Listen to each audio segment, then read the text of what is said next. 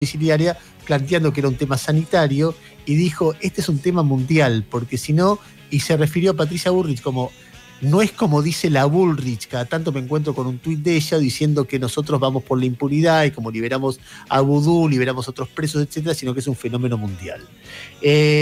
La mención obligaba a nosotros, y lo estamos haciendo en este momento, a llamar a Patricia Bullrich para escuchar su opinión respecto del tema.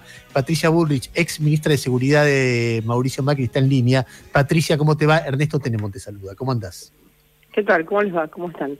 Bien. Primero quería escucharte sobre este tema. Me imagino que te llegó lo que dijo el presidente y habrás leído los tweets de él. Y bueno, sobre todo este fenómeno que vos tenés una posición bastante conocida, pero quería que la conocieran nuestros oyentes. No, recién me entero lo que dijo el presidente. No sé cuándo lo dijo, pero no importa.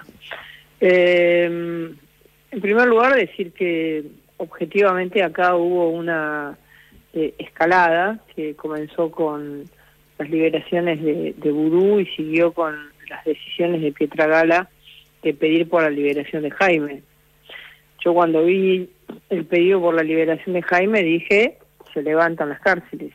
Es el ABC, alguien que conoce el medio sabe que es la consecuencia inmediata que vos vas a tener cuando una Secretaría de Derechos Humanos pide por un preso específico y genera una situación de desigualdad en relación a los demás. Creo que si a esto le sumamos lo que sucedió con el Ministerio de Justicia y la Comisión de la Memoria de la Provincia de Buenos Aires, ahí tenemos un panorama claro, ¿no? Es decir, quien está a cargo de la Comisión de la Memoria en el tema cárceles lo dijo clarísimo, dijo, bueno, compañeros, ustedes van a ir saliendo todos, no se preocupen. Bueno, no sé, ¿compañeros de quién? Compañeros de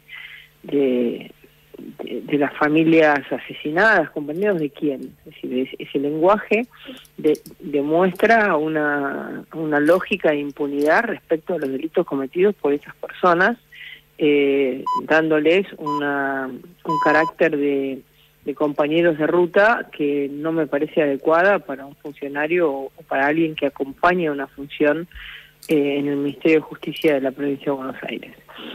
Todo esto iba a derivar en lo que derivó, en el comienzo de liberaciones absolutamente fuera de lugar, irregularidades que generan problemas sociales muy fuertes. Digamos, al miedo que ya existía o que existe en la sociedad sobre el coronavirus, se le sumó un segundo miedo, que es el miedo a la liberación de presos de alta peligrosidad, digamos, reincidentes de delitos gravísimos contra las personas, delitos sexuales, abusos, violaciones, crímenes. Así que bueno, creo que esto fue el raconto. En el medio de esto el presidente habló y dijo, yo estoy de acuerdo con esto se está haciendo en todo el mundo. Bueno, esto de que se está haciendo en todo el mundo es relativo y además no es una explicación válida lo que se está haciendo en todo el mundo para decir yo también lo hago. Hay distintas medidas absolutamente diferentes en todo el mundo y en general la medida es que aquellos presos que han cometido delitos aberrantes no salen, en general, por lo que yo he estudiado y he leído. En consecuencia, no me parece un argumento sólido para plantear qué es lo que hacemos nosotros. Luego, evidentemente, frente a una situación de crisis social, donde la sociedad comenzó a sentir que era algo injusto, peligroso, fuera de lugar, y comenzaron a conocerse los casos, que creo que es lo que más impresionó, hubo un cambio de discurso del presidente, un poco agresivo, como el que lanzó ayer por los tweets, lanzó ayer un discurso agresivo. Yo creo que lo que tiene que hacer ahora tiene que haber consecuencias, es decir, aquellos presos que son de delitos aberrantes deben de volver a la prisión o deben de volver a algún lugar especial que no signifique estar a media cuadra, a una cuadra, a 20 cuadras de las personas a las que violaron o asesinaron. Me parece que además en todos los casos tiene que mediar la víctima, como sí sucedió en Mendoza, donde hay personas que han salido en libertad porque las víctimas han dado su consentimiento a que puedan las personas tener prisión domiciliaria. En consecuencia, creo que el paso actual, a partir de un cambio de opinión del presidente de la Nación respecto a lo que había dicho hace 2 días y lo que dijo ayer, me parece que ahora tiene que haber consecuencias concretas. Todos aquellos delincuentes y la misma Secretaría de Derechos Humanos lo podría plantear a los jueces, después serán los jueces los que decidan, lo sabemos.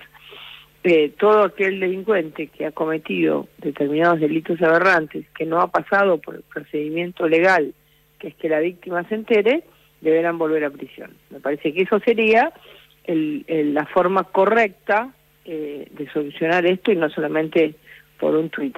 Se lo recomiendo a la Bullrich para que lo pueda llevar adelante. Patricia, respecto del diagnóstico de lo que ocurrió, porque en principio esto fue para vos un intento, porque en algún momento vos tuiteaste o dijiste que nosotros detuvimos a un montón de gente que estaba libre y ahora vienen ellos a liberarlos con la excusa del coronavirus. ¿Vos crees que eso fue lo que pasó? ¿O lo que ocurrió fue que la situación del coronavirus generó una situación de demanda ante el Poder Judicial, que el Poder Judicial en alguna medida produjo una serie de liberaciones en las cuales hay alguna gente que no debería ser liberado? ¿Entendés? Una cosa es la idea de van para liberar los presos, van por Venezuela, van por esto, van por la impunidad, y esa es la visión que tienen y por eso aprovechan el coronavirus. Y otra cosa es decir, bueno, hubo reclamos ante la justicia, los jueces en muchos casos decidieron mandar a prisión domiciliaria a algunos detenidos, y algunos de esos detenidos son casos espantosos. Bueno, si lo tomamos por las declaraciones del director de la Comisión de la Memoria, es una política, ¿no? Que es previa al coronavirus. Él dice y la comisión, a ver, ¿cómo se llama el funcionario que dijo eso de la Comisión por la Memoria? Cipriano, no me acuerdo el apellido, Cipriano. Roberto Cipriano. Pero Cipriano está en la Comisión por la Memoria desde hace años y años, no es un funcionario de este gobierno, aunque la Comisión por la Memoria forma parte o está financiada por el gobierno la provincial. Comisión por la Memoria es un órgano de apoyo a la justicia, siempre lo fue. Recordemos en varios jueces que han tenido a la Comisión de la Memoria casi como investigadores, como una policía judicial. Está bien, pero no es un funcionario del gobierno provincial. Es más funcionario del gobierno provincial Berni que Cipriano toda la vida. Pero está trabajando, digamos, esta es una posición compartida por el Ministerio de Justicia de la provincia de Buenos Aires. Yo te digo lo que yo pienso. Si vos crees, te cuento lo que... No, bueno, pero está bien, pero hay cosas que vos pensás y después hay cosas de información. Bueno, pero esto es información. La información es que la decisión de liberación de presos era previa. Digamos, ya había habido decisiones en enero, decisiones en febrero, de liberar presos en contra de lo que nosotros habíamos hecho, que era generar una política criminal decidida en relación a todas aquellas personas que estaban no solamente cometiendo delitos en el momento, sino aquellas que los habían cometido y que estaban impunes en la calle. ¿Y quién tomó esa decisión? Bueno, esto es una decisión que ya se había llevado adelante tanto en el Ministerio de Justicia de la Nación como en el Ministerio de Justicia de la Provincia de Buenos Aires. Y había Marcela Lozardo tomó la decisión de liberar presos. No sé si Marcela Lozardo, pero... ¿Y quién entonces?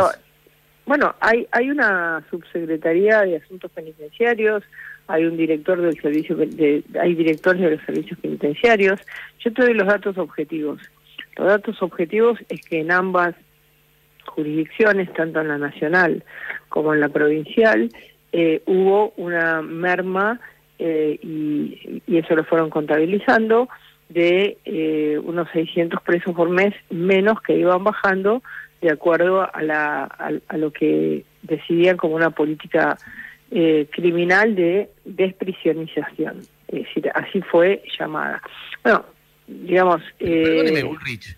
Gustavo Gravea saluda. Usted sabe muy bien que los únicos que pueden dar libertades, salvo que haya una ley de amnistía o una conmutación de pena por parte del Poder Ejecutivo, es el Poder Judicial, con lo cual yo debería interpretar de lo que usted está diciendo que los jueces son simplemente poleas de transmisión de los poderes políticos. No, usted puede no interpretar eso y yo no estoy diciendo eso. A ver, que en una política criminal hay una relación entre el Poder Ejecutivo y los jueces, porque la política criminal la dicta el Poder Ejecutivo, los fiscales tienen que ver, los jueces tienen que ver. Es decir, si en la política criminal que hicimos nosotros tuvimos una elevación de la cantidad de detenidos, de la búsqueda de detenidos y demás, es porque atrás de cada una de esas búsquedas, cuando buscábamos personas prófugas, teníamos órdenes judiciales. Es decir, uno tiene un diálogo y establece una política criminal en el país, que la establece sobre todo con las fiscalías, que son... Pero perdóneme, Bullrich, una cosa es que yo deje de perseguir gente que está prófuga o que no ponga policías en las calles y libere zonas para los robos, y otra cosa es que yo libere presos que ya tienen, digamos, un proceso. Eso no puede ser una política criminal porque no lo puede dictar el Poder Ejecutivo. No es así, usted me está diciendo no puede ser, pero es. A ver, la Subsecretaría de Política Penitenciaria, tanto de la provincia como de la Nación, pueden perfectamente plantear que ellos creen que el nivel de las prisiones es alta, que hay recomendaciones de las Naciones Unidas, que hay esto, que hay el otro, que lo demás allá, y pedir, trabajar junto a los jueces la desprisionización. Es una política.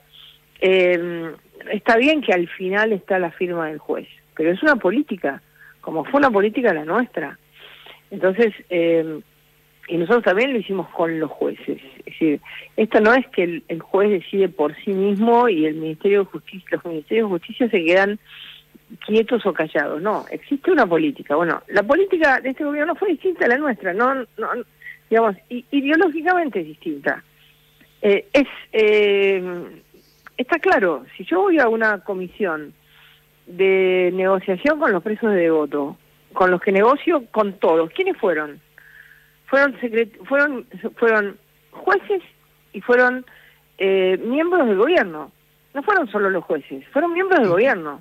¿Y qué hubieras hecho? Bueno, voy a ver si les conmuto la pena, vamos a ver todos los mecanismos, voy a ver cómo hago para... El gobierno y la justicia están trabajando en común respecto a una política criminal determinada, ¿sí? Entonces, la política criminal de este gobierno es bajar la cantidad de presos. Ellos tienen otra idea a la que teníamos nosotros respecto a esa a qué hacer. No es malo discutir esto. Ahora, esto en el medio de la pandemia fue como un nuevo disparador. Bueno, disparamos ahora mucho más porque está la pandemia en el medio. Con 2 casos de coronavirus en las cárceles, con una pandemia controlada en la Argentina como la que tenemos, comenzó este proceso de liberación. Este proceso de liberación generó una crisis muy fuerte en la comunidad, un sentimiento de impunidad muy fuerte, que cada tanto vuelve en la Argentina, volvió ese sentimiento de impunidad y ayer el presidente dijo, voy para atrás. Por eso yo lo que estoy diciendo es que este ir para atrás en esta coyuntura, veremos qué hacen después, en esta coyuntura significa volver a llevar a las prisiones o a un hospital especializado o a un lugar abierto para presos si no pueden estar en una prisión, pero controlado por el Estado, aquellas personas que han cometido delitos aberrantes. Es lo que... O sea, perdóname, Patricia, o sea, vos estás de acuerdo con que las personas que fueron enviadas a domicilio, que no han cometido delitos aberrantes, sigan en domicilio porque son personas de riesgo. En eso sí estás de acuerdo. Lo que estás planteando es que... Ayer tuviste uno que lo largaste. En el papel decía que lo largabas a qué domicilio, situación de calle. ¿Cómo vas a alargar un tipo en situación de calle en el medio de la pandemia? Y luego, ¿qué hizo la persona? A los 20 minutos estaba robando en Está Capital. bien, pero no estás respondiendo la pregunta. Lo que te pregunto es, Si te estoy vos respondiendo decís, la pregunta, te estoy diciendo que no, que la regla es no liberar y que la excepción tiene que ser abrir espacios tales como un hospital o un lugar, tales como el Penal de Magdalena, tales como Campo de Mayo, tales como alguna fábrica cerrada, donde vos puedas armar espacios especiales para contener a las personas que están detenidas y que necesitan distanciamiento social. Eso es lo que yo creo que hay que ahora, hacer. vos te das cuenta, está bien, es una Gravísimo, si hay algún caso gravísimo, cuya, digamos, donde el servicio penitenciario no tiene la aparatología o no tiene la situación de digamos, lo que necesita el paciente para atenderlo, en ese caso sí podés puede ir a una clínica privada o a donde tenga que ir. A ver, déjame decirte un par de cositas porque no quiero va avanzando el reportaje y no quiero dejar de decirlo. Yo entiendo tu punto de vista y con el primer enfoque tengo gran parte de acuerdo. Cuando vos decís no puede haber casos aberrantes en función de el coronavirus, que aparezcan violadores, homicidas libres, eso no puede pasar y esos tipos tienen que estar presos en condiciones que se los cuide porque son personas de riesgo, no tienen por qué morir. Cuando un Estado vete preso a una persona, tiene la obligación de defender su vida, con lo cual en eso yo estoy de acuerdo. Ahora, en ese punto, y no lo veo para nada reflejado en tu discurso, hay un problema humanitario tremendo, porque uno no puede prescindir de que las cárceles están así, hay hacinamiento, no puede prescindir de que cada país lo tramita como le parece, pero hay un debate mundial. La que más lo ha enfatizado este debate fue Michelle Bachelet, que es la mujer que ha desenmascarado con más potencia la dictadura venezolana. O sea, ni siquiera podés tener sospechas ideológicas de ella. Ella dice, hay que liberar a los presos de delitos leves, y entonces me parece que en el planteo que vos hacés, que por supuesto que uno puede discutir la política penitenciaria de un gobierno, de otro, si una es más laxa, si otra es más punitiva, y en esa discusión es totalmente legítima y se da en todos lados, pero no veo la preocupación, porque vos decís solamente dos casos, es no conocer lo que es la epidemiología. Los dos casos en un lugar de hacinamiento como las cárceles, pero se dispara la curva muy rápido y así ha pasado en muchos lugares del mundo. No, entonces yo como perfectamente lo que está pasando, no conozco la epidemiología, creo que tampoco vos. Yo sí conozco lo que veo, porque lo vi en otras cárceles del mundo, lo vi en Italia, lo vi, por supuesto que lo conozco. No creo que conozcas tanto porque no sos epidemiólogo, habrás leído. No soy epidemiólogo, pero sé que dos casos en una cárcel. Habrás leído, como leí yo, digo porque me lo dijiste de una manera que no me parece adecuada, como diciendo no conoces el tema, como si vos lo conocieras. No te importa, no te importa la vida de los presos y no te importa el colapso que puede generar sobre el sistema sanitario. No está en tu discurso, Patricia, discúlpame. No está absolutamente mentira y lo estás diciendo vos y hacete cargo de lo que decís vos y de la acusación que me haces. A mí me importa y... Te hago cargo, sí, no te escuché en ningún momento de la entrevista tu preocupación por ese tema. Permíteme, bueno, no, te lo dije del primer momento, que el Estado tiene que hacerse cargo de la salud de la gente, que en casos, y te lo dije en el caso de Mendoza, si en los casos en los que las víctimas, que para eso hay una ley de víctimas, digamos, dan el consentimiento, como ha sucedido en Mendoza, donde han dado el consentimiento a muchísimos casos. Entonces ahí vos balanceás dos derechos fundamentales, el derecho a la salud que tiene la persona y el derecho al cuidado y a la sociedad y a la víctima que tiene aquellos que han sufrido un hecho frente a una persona que ha tenido estas situaciones. En relación a los casos, es uno por uno, no es 2.700 como hizo Violini, no son 2.500 o 1.200, es uno por uno, porque además el problema no es el tipo de delito que vos cometiste, sino la reincidencia, la reiterancia. Hay una cantidad de elementos que vos tenés que poner en juego. Y yo te estoy planteando que para cuidar la salud de los detenidos, porque hay otros que van a quedar adentro, es decir, vos no estás hablando, porque si no, bueno, si es por una cuestión humanitaria, directamente abramos todas las cárceles. No, O sea, no, si es, que no. ¿no? Entonces, para hacer distanciamiento yo te estoy dando una idea. Te estoy planteando abrir lugares que tenés en Campo de Mayo, que tenés en Magdalena, que tenés en el Chaco, en Sáenz Peña, que tenés en La Pampa, tenés en un montón de lugares, abrir espacios para que haya distanciamiento, abrir lugares donde vos puedas tener a la gente en la distancia suficiente, liberar a los que les faltan 2 meses para salir, tenés una cantidad de cosas para hacer que significan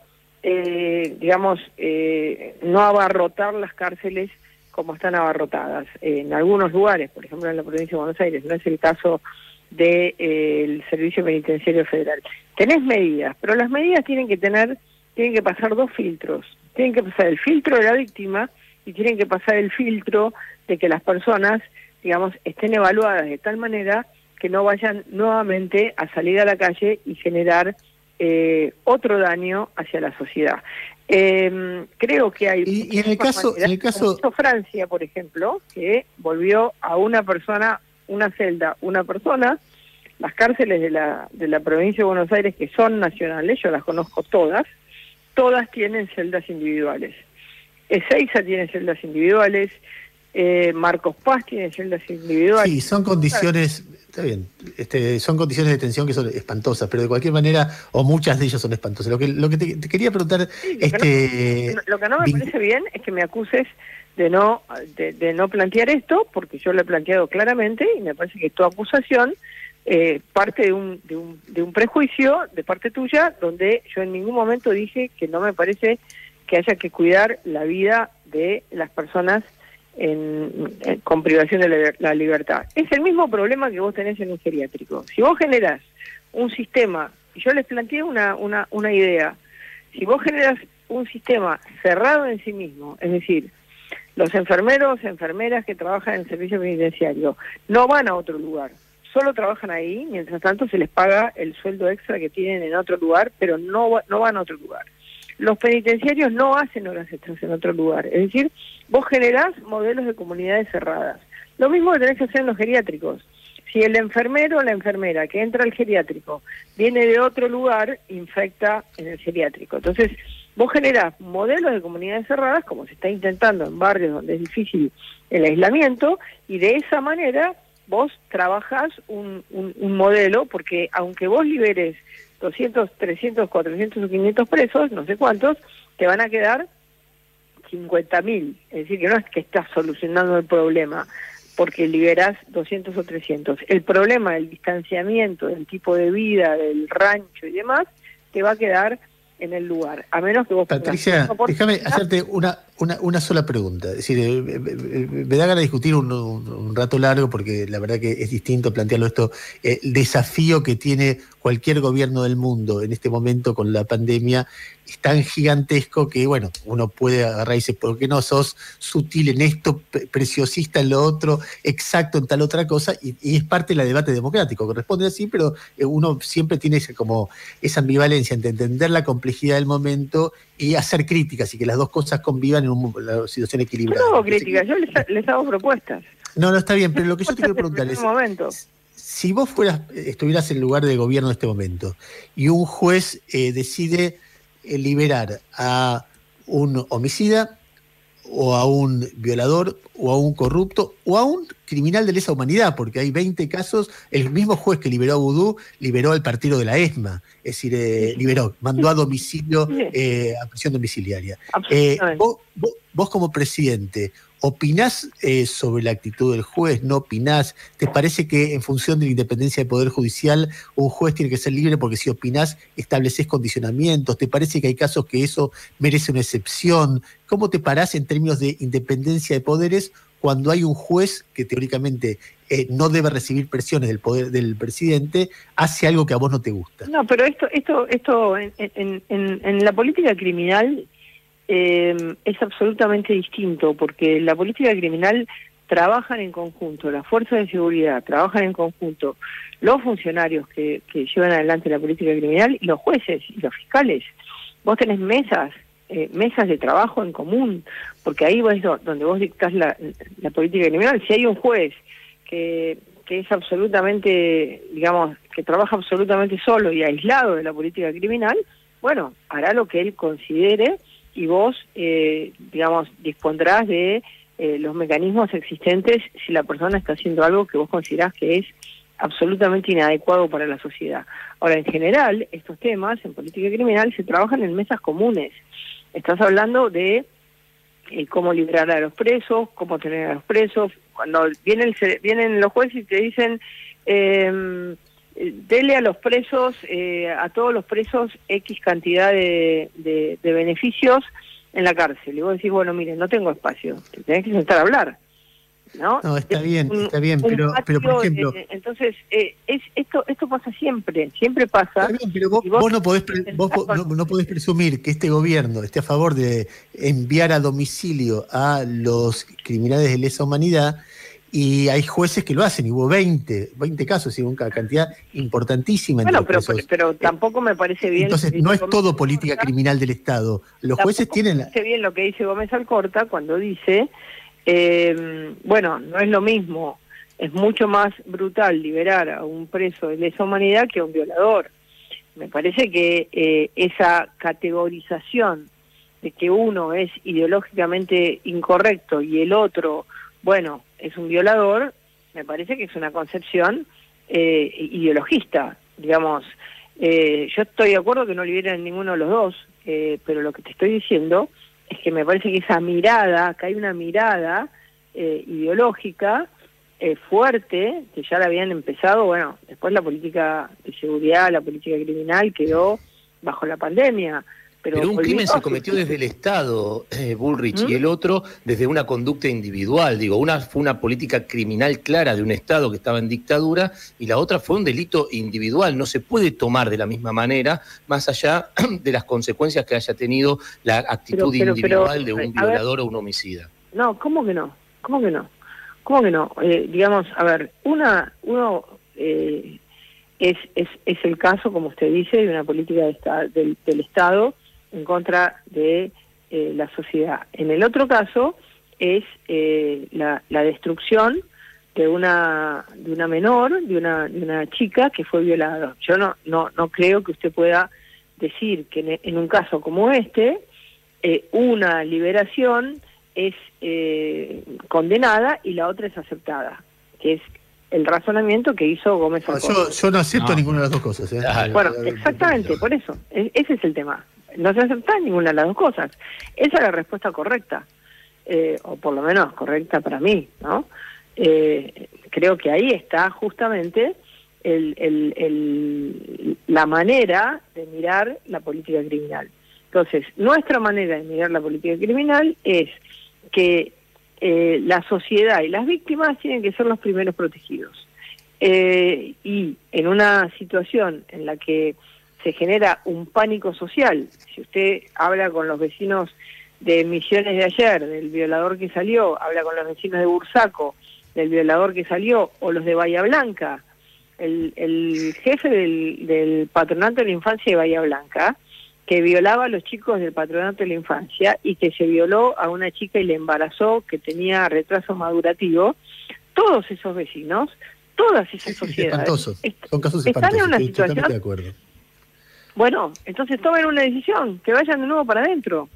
Todos esos señores que están generando pánico social tienen que ir de nuevo adentro, en condiciones distintas, a un hospital, a donde sea.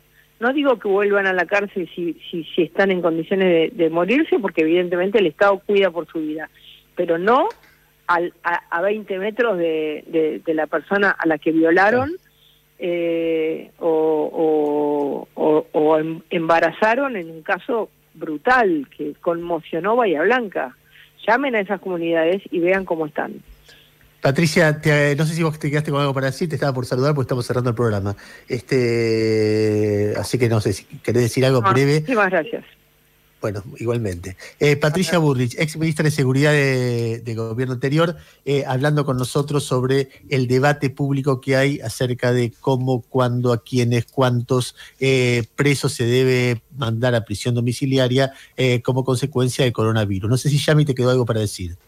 Sí, quiero hablarles de Día, porque llegó el momento del ahorro con Supermercados Día. Además, pueden digitalizarse con la app Club Día y obtener más beneficios. Ahora tienen que escuchar estas ofertas. Super ofertas Día, solo por el sábado 2 de mayo, 3x2 en atunes marca Día y 3x2 en gaseosas de todas las marcas. Conseguí estas ofertas y muchas más también en diaonline.com.ar.